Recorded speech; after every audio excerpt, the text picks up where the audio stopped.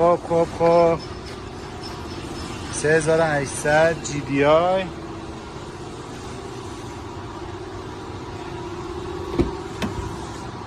ببینیم توشو. به یه رخ فوق‌العاده عالی. دیسپلی که کیلومتر شده دیسپلی.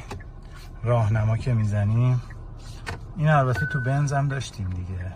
بعد جالب اینه که سمت راست میزنی راهنما رو، راست روی کیلومتر قسمت راسته، سمت چپ میزنی میره روی قسمت سمت چپ دیگه، تو همون یه دونه راستیه نشون نمیده.